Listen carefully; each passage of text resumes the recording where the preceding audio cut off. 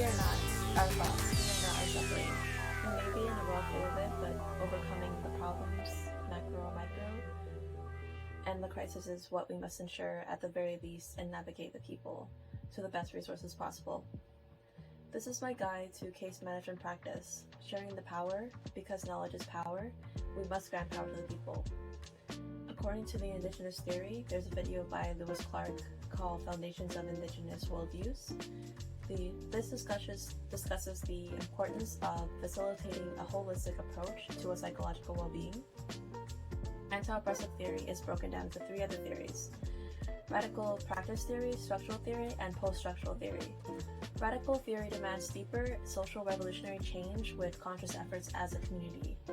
Structural theory is a critical analysis on the social inequities and the structures that oppresses people, which is one system worldwide, in my opinion. It focuses on the connection between the person and the environment. An expanded radical theory. Post-structural theory is inspired by modern and postmodern thinking that establishes people as categories constructed in our everyday actions. This is what brings about division and dominance in ways that the system oppresses us from thinking about, that we ourselves have to continue questioning. Indigenous theory embodies anti-oppressive practice and the principles of self-determination, because it starts with how you treat the person.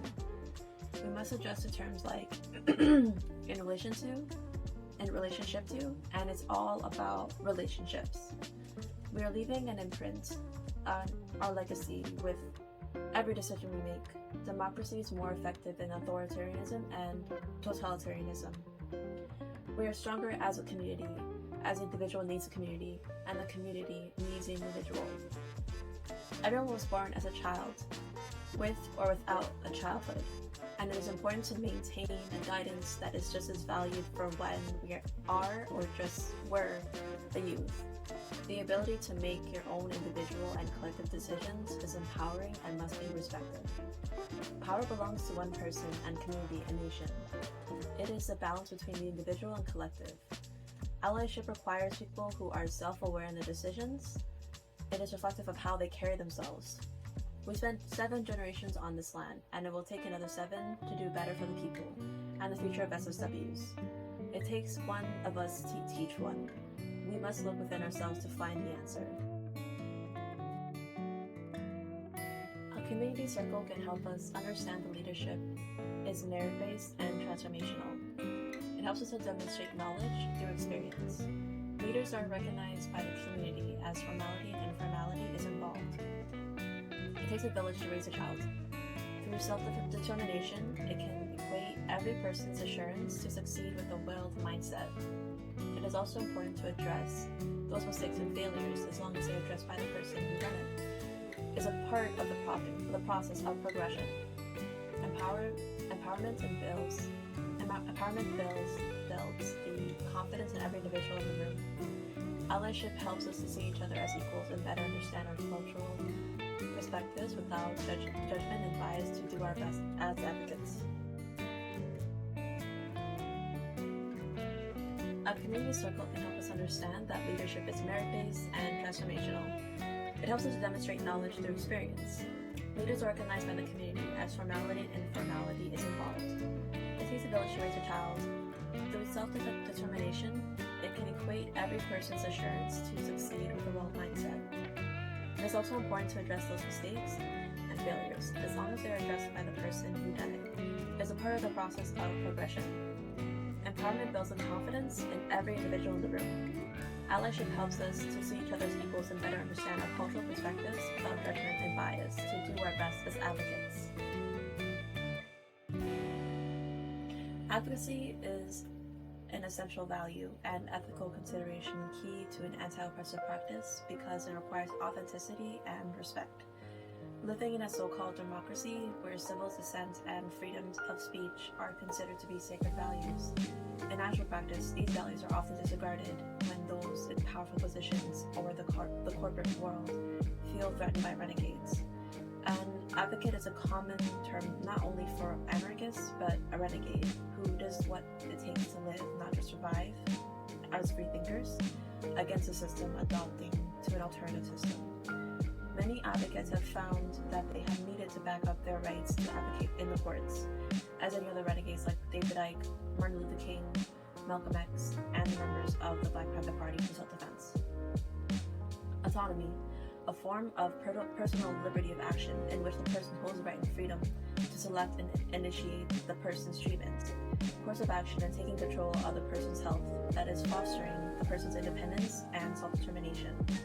Beneficence, the obligation and duty to promote good, to further and support a person's legitimate interests and decisions, and to actively prevent or remove harm. That is to share with the person's risks associated with a particular treatment option. Justice, maintaining what is right and fair, and making decisions that are good for the person. Non-maleficence, refraining from doing harm to others, that is emphasizing quality care outcomes. Veracity, the act of telling the truth. According to the Indigenous theory and the anti-oppressive theory's views on advocacy, there can be no such thing without autonomy, beneficence, non-maleficence, and veracity. They help us to be accountable to our responsibilities, not only as case managers, but as human beings. Our responsibility is to liberate ourselves and the peoples we serve, to promote a peace of mind and a will to do good, to maintain a moral compass, to navigate our way to finding the solution, to restore justice in our community, to make peace with I and I, and as well as others, and to swear to be integral every step of the way. These values and ethical considerations of how we treat each other guides us to a foundational blueprint map of an anti-oppressive practice. How we carry ourselves in our everyday occurrences, from our highs to our lows. It is our different definition of communication in our community that reflects our actions, behaviors, thoughts, and attitudes towards situations. As a human being with a matrilineal descent of Bipil, descendant of Aztec, and patrilineal lineage of Jamaican and Ghanaian descent, a woman with mental health issues who chooses to surmount as a divine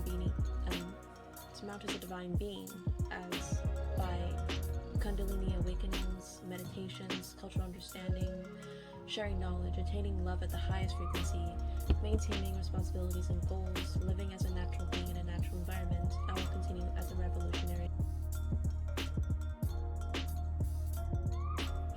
Based on my social location and connection to power, practice relationship is important in case management work, as we are the directory for the people.